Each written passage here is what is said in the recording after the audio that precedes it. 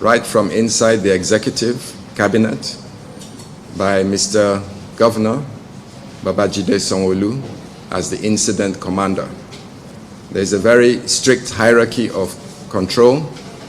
It is a command and control center comprised of the incident command system, under which there are several pillars, including the emergency operations center, that ensures that every aspect of this outbreak is managed in a precision style. As you well know, we've reached the level of active community transmission, and therefore, to be able to manage this outbreak further, Lagos State, that is currently testing at about 1,000 a day, needs to dramatically increase its testing capacity. So, the key strategy for the next policy of the government is twofold: to manage patients that are unwell in our isolation facilities, where we have higher level of care, including intensive care and oxygen therapy, and to manage those that are mild or asymptomatic at home. But isolation is still the central fulcrum of management. So either you isolate in a facility or you isolate at home if your home is conducive to isolation. Either way, we need to be able to identify people that are positive for COVID so that we can institute a form of isolation either in your home or in a facility. Furthermore, if you're unwell with a case definition that resembles COVID-19, it is important for us to identify that you are indeed COVID-19, because COVID-19 is not the only pathogen that causes COVID-like symptoms. We would not like to put a non-COVID patient in a COVID-19 isolation facility, because if you didn't have COVID to start with, you certainly will contract it while you're in an isolation facility. So to expand our testing capacity, we've identified potential opportunities for us to work with private sector, and we've identified laboratories that can do the sophisticated level of testing that's required for COVID-19. This graph shows you that we are now have reached a stage where we've diagnosed over 10,000 cases. And so it is imperative now that we expand. And in addition to the government facilities, we've now invited private sectors that have the capacity to contribute to Lagos State's testing strategy, and also to create an opportunity to contribute to the national strategy against COVID-19.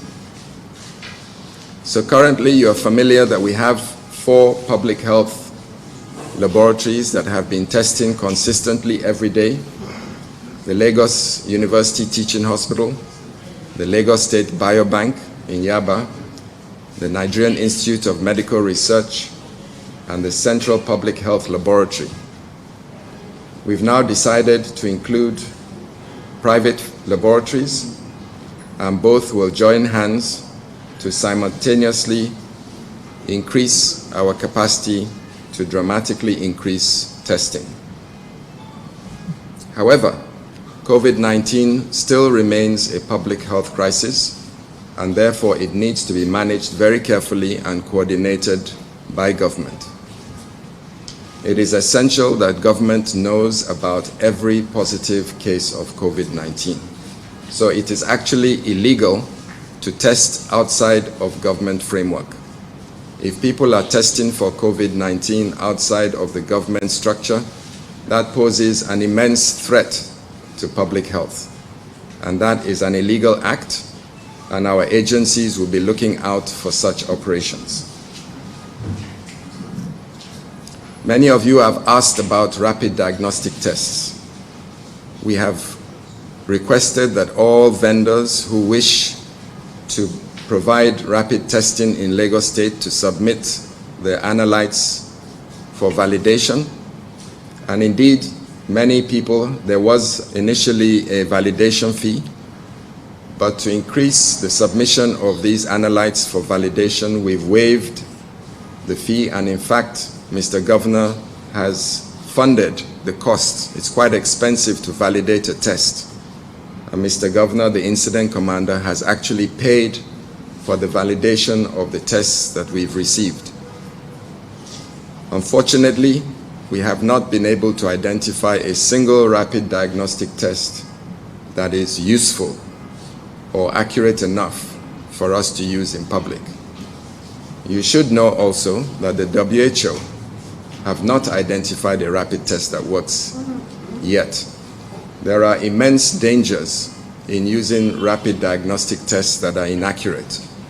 For example, if you get a false positive, in other words, you're not COVID-19, but the test says you're COVID-19, you will be admitted into an isolation center that is full of COVID-19 patients, and therefore you will get positive with COVID-19. If you are COVID-19 positive and the test misses it, we will tell you that you're negative with this false reading, and you will be permitted to go about your normal business, where in fact you will be infecting people by virtue of your contact with community. And indeed, you may get quite sick, and you may tell your doctors that you're COVID-19 negative, and then you will not receive the appropriate treatment for COVID-19, and this may result in fatality. This has indeed been our experience from patients who are being tested illegally using these rapid diagnostic tests. So once again, I repeat, up till now, we have not been able to find a rapid diagnostic test that is accurate enough for safe public use. If anybody is using rapid diagnostic tests in the community, that indeed is and constitutes a public health threat. There are two categories of patients that need to be tested or that can be tested. We place them in two categories. One is need to be tested. In other words, you have the typical symptoms of COVID-19 and we need to know if you are COVID-19 positive or you have some other form of infection that is not COVID-19. The typical features, as you know, of COVID-19 positivity are a high temperature, a sore throat, aches and pains, headache, and quite typically loss of taste and smell. So it may also be a requirement for you to be admitted into hospital for non-COVID conditions. As you know, there are some hospitals that are turning away patients because they don't want to contaminate their hospital with COVID-19. So it's soon going to be a requirement that you get COVID-19 tested before you go in for any medical condition. And these are some of the criteria that hospitals are putting down as a requirement for you to enter the hospital for management. Now, on the other hand, there are people that want to test, and they want to test for a variety of reasons, which I'll explain to you shortly. These may be the reasons why you want to test. You may simply just want to know if you're COVID-19 positive or not. So that's a personal curiosity. It is not a need to. You may be in fact perfectly well. You may just wish to know what your status is.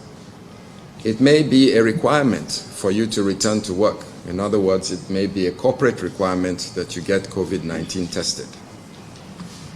There are certain industries where it might be imperative that you are COVID-19 tested. For example, the food and beverage industry. People who are involved in packaging food or making food or drinks for consumption. It's important that we know that the employees of those industries are indeed COVID-19 negative and not secreting the virus. It may soon become a requirement for you to travel by air, either domestically or internationally. As we consider to open up the economy further and to open up schools and institutions of learning, which is indeed a great debate at the moment, it may be helpful to know that when you return to school, you may be tested for COVID and go with a COVID negative result. And as I've mentioned, we don't want to see collateral damage, people suffering illness or even death because they've been denied admission into hospital. And therefore, it's important that we make COVID-19 speedily and readily available to as many people as possible. So we're currently testing about 1,000 a day. And if you see our results that we post every evening, we're having a positivity of at about 25%. That is 25% of people usually who present with symptoms. We're hoping that in the next week or two, as this consortium comes together, that we will be increasing our testing capacity per day to about 4,000.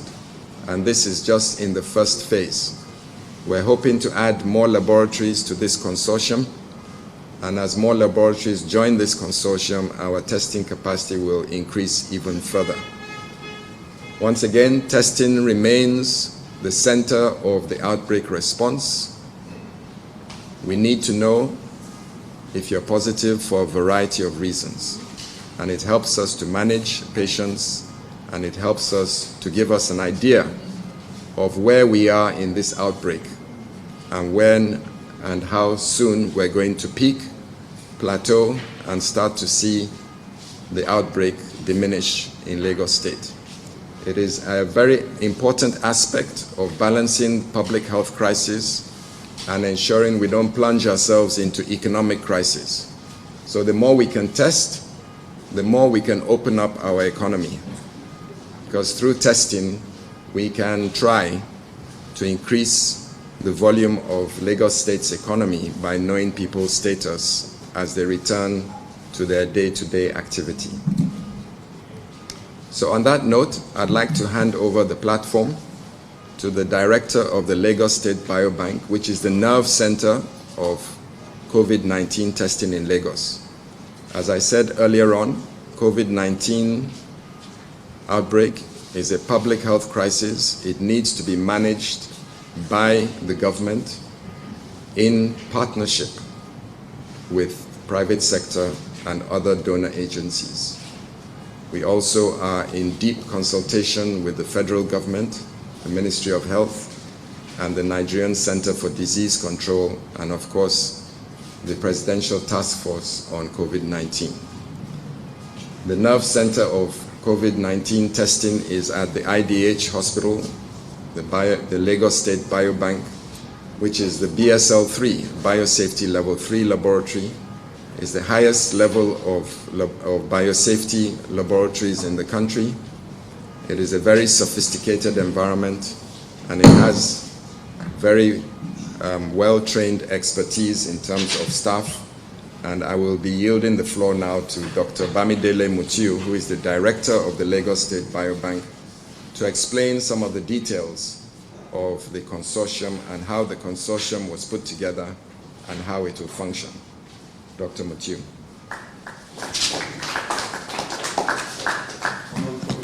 Thank you very much.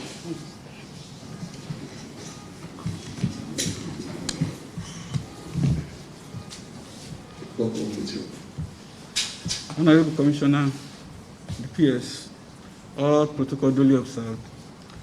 Today is a landmark in the history of COVID-19 management, diagnosis, even in Nigeria and Lagos State.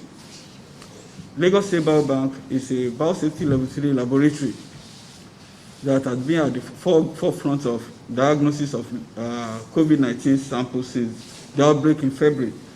And what is the role of Lagos State Biobank since the beginning of the outbreak? First is that we receive and process samples for diagnostic testing.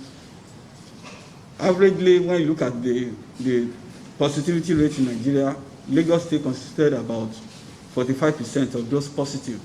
And Lagos State Biobank has been the one that has been diagnosing close to 60% of those samples. Apart from reception, collection of samples in the field, then processing of the specimen is also by us. Then we report presumptive and confirmed laboratory results. Okay. We report presumptive and confirmed laboratory results and make sure there's effective information exchange between the laboratory pillar, the surveillance pillar, as well as psychosocial support and the case management. It's all interwoven. Once the diagnosis is made, information is passed on to the surveillance as well as the psychosocial before case management comes in, after the patient have been evacuated from the society into the isolation wards. Apart from that, we maintain continuity of operations. By that, we mean follow-up of patients' recovery rate is by the Lagos State Biobank, and we maintain secure chain of custody procedures. One of the role of Lagos State Biobank has to do with biosecurity, data governance, the security of valuable biological materials, security of our sovereignty, of our data as a nation. So most of those COVID samples are genetic materials. What has always happened in time past is for people to take the samples out of Nigeria, develop diagnostic kits, and come back to sell to us without recourse to benefit sharing or material transfer agreement. Lagos State Biobank is at the forefront to make sure that for every sample that we're even going to take outside Nigeria or outside the state or in between labs, there must be a material transfer agreement so that we maintain a secure change of custody procedures. Then we facilitate access to training in biosafety, biosecurity. Biosafety has to do between you protecting the personnel from the organism. Biosecurity means protecting even the organism from non-state actors, intentional release, theft of the material. So we facilitate training in biosafety, biosecurity, safe sample collection, reception, packaging, and I can tell you that 80% of the staff of Lagos State Biobank have IFBA certification in biosafety. 3 people in Nigeria are only certified in biosecurity by IFBA. The 3 people are residents in Lagos State. They work with Lagos State, with Lagos State government. One is in the academia at present. The Honorable Commissioner happened to be the 2nd person. My humble self happened to be the 3rd person that is IFBA certified in the whole of Nigeria. We're only 3, and we're all resident in Lagos State. So we have to be the pace setter when it comes to securing of valuable biological materials. Now, how did we go about making that coming on?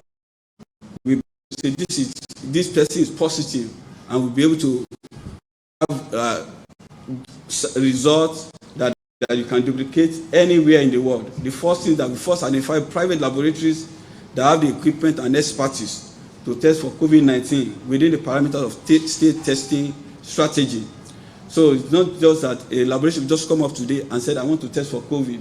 We identify laboratories that have, that we know they've already left their footmarks when it comes to diagnosis. Then the next thing is for those laboratories to signify their intention. After that, there are 3 levels of inspection by a pharma. That is our health facility maintenance agency, accreditation agency. We make sure the pharma team visit the laboratories. Then the IPC arm of the Emergency Operations Center for COVID-19 response in Lagos State also visited all the laboratories and make sure we go through their flow process. The third aspect is now a technical team from Lagos State Biobank. We visited each of the laboratories, looking at the equipment that they have, the versatility of the equipment. We don't want a situation in which a laboratory will bring in just equipment that is specific of COVID-19 alone. We want our laboratory capacity to be so strengthened so that in case we have any other outbreak in the near future,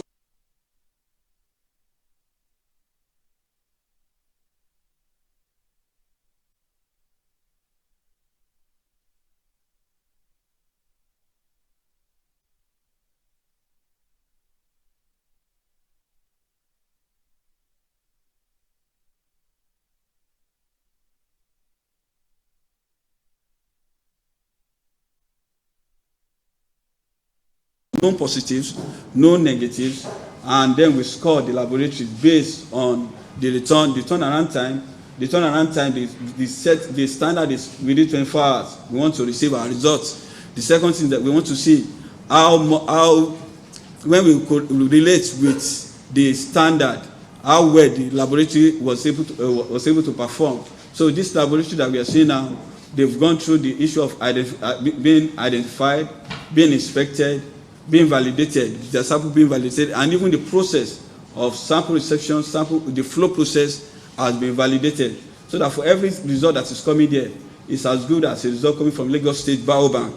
And now, following the successful validation of the private laboratory, the state proceeded to build their capacity in infection prevention and control. Notwithstanding where they were, we want every laboratory to be at the same level. So what we now did was we make sure we build their capacity in infection prevention and control, safe sample collection, safe sample transportation. 90% of staff of Lagos State Biobank have IATA certification in shipment of dangerous goods.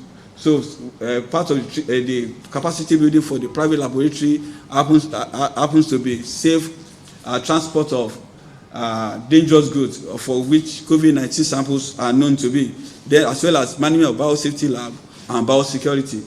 After that, it was after this process that we were able to come up with the first tranche of laboratories that will be part of the private laboratory consortium in COVID-19 diagnosis. There are 3 other laboratories at various stages of being accredited, and once they are accredited, they will be able to join the consortium. What is the framework that we have? There's always a demand. We know the demand is there. So the demand is generated. It may be individual, it may be corporate organizations, but every demand goes through the Lagos State Biobank. The portal will soon be shared with all of us so that every request is made through the Lagos State Biobank. After that one, the next thing is for us to look like it. If it is if it is for those that want to know, it goes to the private labs. The private labs, no matter with your connection and market drive, will look at your testing capacity. If your capacity per day is 400, there's no need giving you 20,000. That will take you about 2 weeks to return the result. So it's a consortium. So even within the laboratories, we are able to share samples, which is a replication of what we have been doing in the public health laboratory.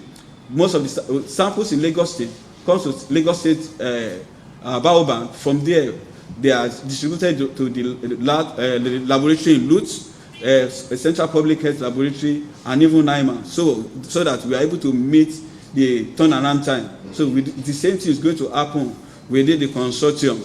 What is going to happen to public testing is still going to remain the same. Even with the offloading of those that want to know their status of the public laboratory, now we are able to test more. There is going to be reactivation and expansion of the working centers, and so that samples can be taken at the local government level. Then we've identified hotspots within the community where also samples can be taken in as much as those coming in fit the case definition. For those in public laboratory, for those being tested in public laboratory, it's technological driven, it is free of charge. Then for the private lab, for the baseline, we fix it at 50,400 naira. What we look at, we look at everything, the consumables, the personnel, the training, investment, everything. So it's 50,400 naira. And we want to make sure that whatever each laboratory is generating, it is not because the laboratory wants to cut corners. It must be the same standard. And every 6 weeks, for all the laboratory that is participating, there is going to be revalidation. So, and the laboratories know that you must pass that revalidation. The other thing is that we have a dashboard. If you are not meeting the 24-hour turnaround time, your lab will always be in red. When you meet the 24-hour turnaround time, you'll be in green. If it is between 12 to 24 hours, you'll be in yellow. So each laboratory is expected to key into that and be able to do that. We have a central port so that the laboratories, whatever goes in, it is what the laboratories have been able to test that they will be able to pay for. As part of the first phase of the onboarding private laboratories, the following laboratories were selected through a rigorous accreditation and validation process. Total Medical Services, that is one of the laboratories that has been selected. Sin Lab, 54 Gene, Medbury Medical Services, Biologics Medical Services, O2 Medical Services, and Clayla Lancet.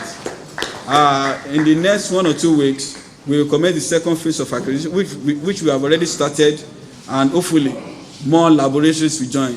But we will not bend the standard. Even the standard is going to increase the more. Will the price remain the same? It depends on demand and then the market forces. Remember, when it comes to molecular diagnosis, we have every country in the world. We are going to the same market. So that's what is going to drive the price. So I'll call on the commissioner to continue.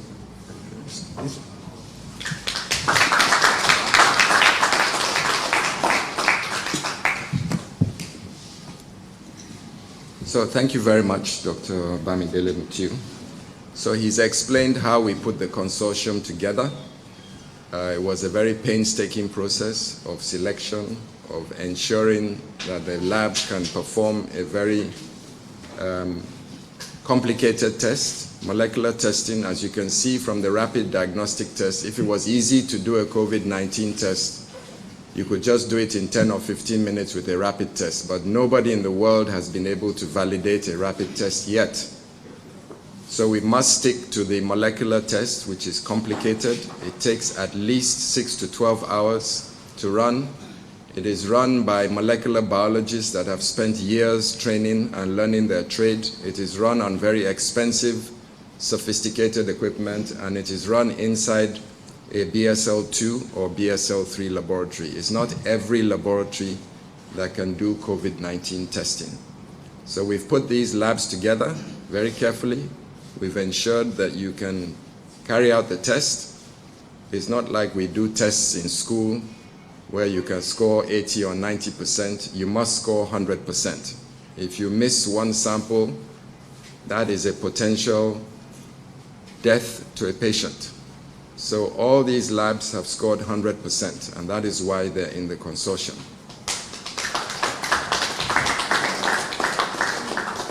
So I think that explains the consortium is the first phase. There are some other in the pipeline, as you heard.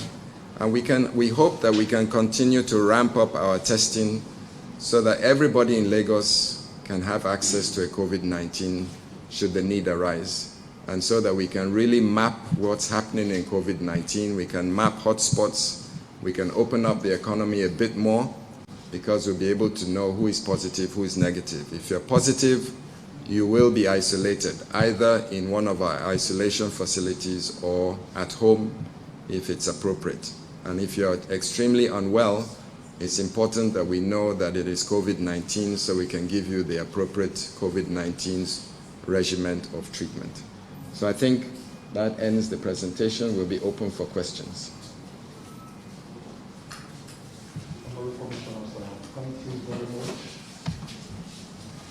Thank you very much. I believe before we have the questions, I want us immediately to move to the signing of the Memorandum of Understanding with the consortium. I believe that each one of them will be coming forward. No handshake. They will be signing it and you'll be presenting it to them, sir. So, Honorable Commissioner, sir, the first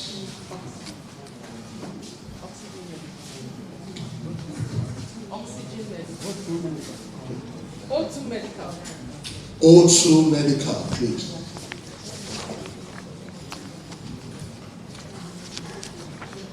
Where do I sign? Oh, sign the order. Oh, they need to sign. O2 Medical.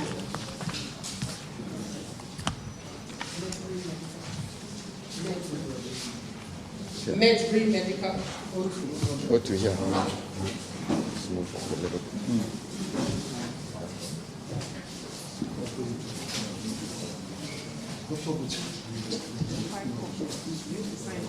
Who is this?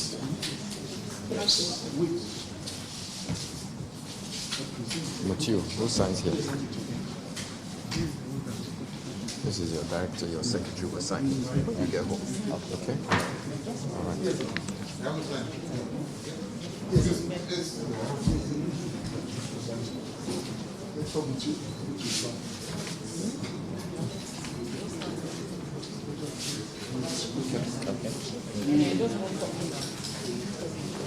Who is next?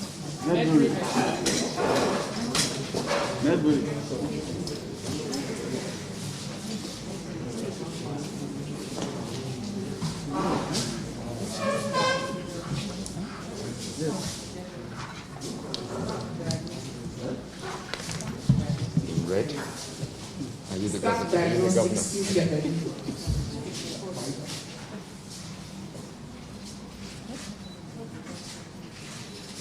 Have your secretary sign the other section. Congratulations. Thank you, sir.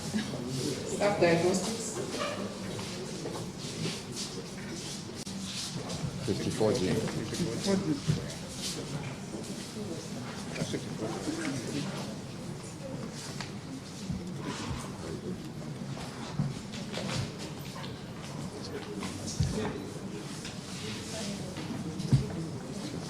When you get home, you let your secretary sign. Send out, please get ready.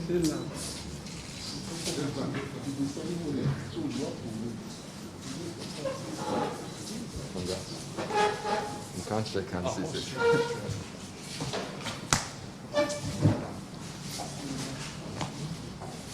Who is it next? Sinlab.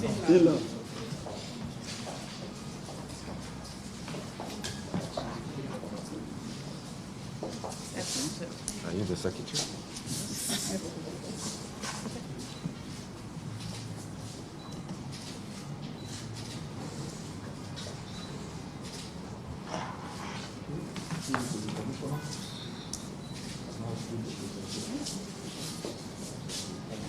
Congratulations. Thank you. Thank you, sir. Biologics. Okay.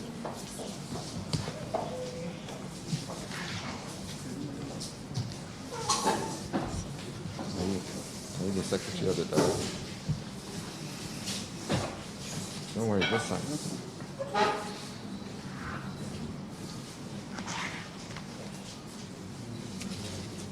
Congratulations.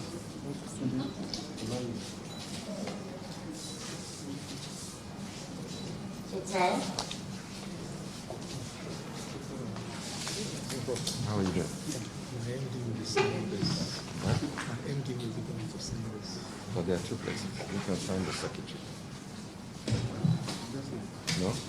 Just make a show of signing something. Yeah. Okay. Congratulations.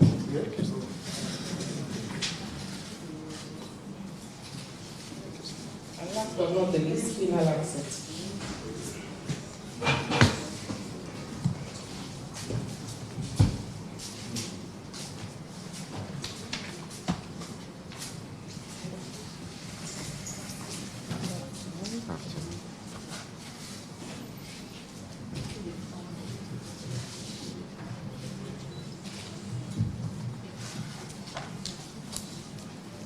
Congratulations.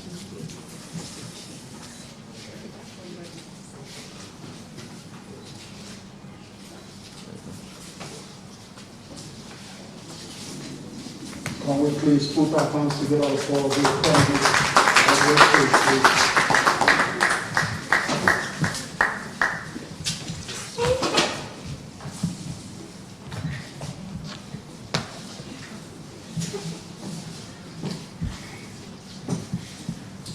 Joint Commissioner for Health, the Permanent Secretary for the distinguished ladies and gentlemen. Yes, we now have the room for questions from the gentlemen of the press. We are going to have it in batches. The first three sets will have your question. Then from there, we move to the next part also. Thank you very much.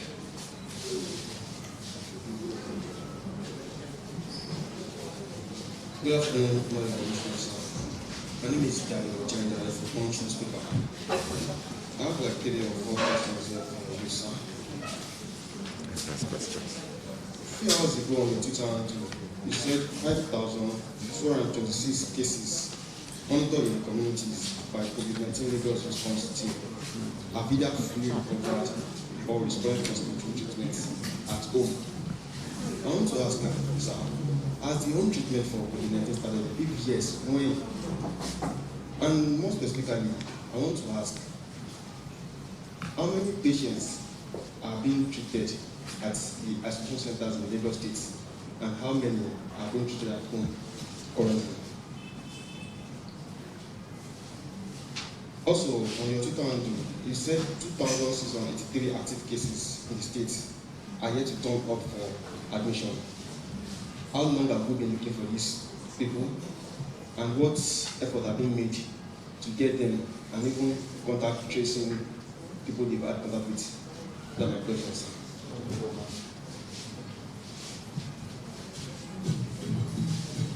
Good afternoon. My name is Theophilus Eloma from TBC. Going by the slides and the presentation you've made today, I've been curious to find out who bears the costs of the testing from these private individuals. Now, is it the government or the individuals who are going for tests? And my second question is, for the lab, what is the spread of these laboratories and how accessible are they to the people? Because remember that last week you talked to us about the fact that Lagos Mainland, Etiosa, and Ikeja have the highest cases. So do we have the labs spread across these areas and other areas as well? Thank you.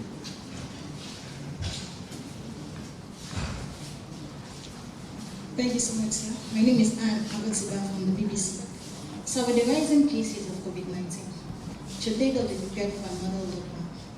Or the testing is enough to contain it? Then the second question, sir. Where are the hotspots of COVID-19 in Lagos now? Where are we having high cases? And what's the reason for the high cases for the ban on interstate movement and others?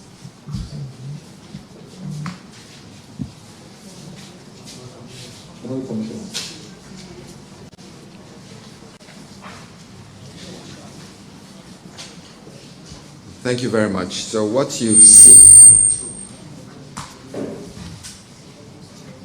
what we're seeing in Lagos State is as we ramp.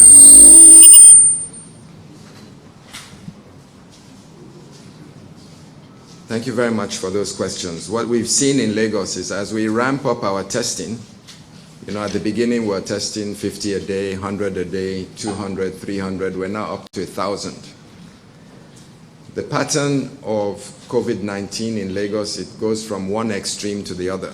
You can go from totally asymptomatic to critically unwell and close to death. However, about 70% of Lagosians who catch COVID-19 are mild or asymptomatic. So I think people are preferring to be managed at home. They've become very familiar with COVID-19. They watch the news, they read, they Google, they go on social media. They learn the simple therapies for home care, and they prefer to manage themselves at home. Once we make a diagnosis, our evacuation team, or first our psychosocial team, will contact you. And after our psychosocial team contacts you, you are encouraged to come into the hospital. Many people, after receiving their tests, make it difficult for us to find them. And if you can imagine, we're diagnosing up to 200, between 200 and 300 every day. We can't spend our whole time trying to chase you around Lagos. If you wish to manage yourself at home, and we give you the correct advice, then a lot of people are managing themselves in their home environment. We are at the same time commencing formal home treatment. So as we speed up our turnaround time on testing, as we speed up the number of people we can test, we get the result back quickly, we decentralize it into the community. At the community level, we know where most people live. So it will be difficult for you to hide from us because we are going to push the information down to the community development associations, and everybody in the associations knows who everybody else is. When you're diagnosed positive and you're mild or asymptomatic, we will be giving you advice, we will be giving you a simple care package, and you manage yourself in your home, provided your home is suitable for self-isolation. If you are feeling moderate to severely unwell, then you will qualify to be transferred to an isolation center where you will receive closer monitoring. And if you deteriorate,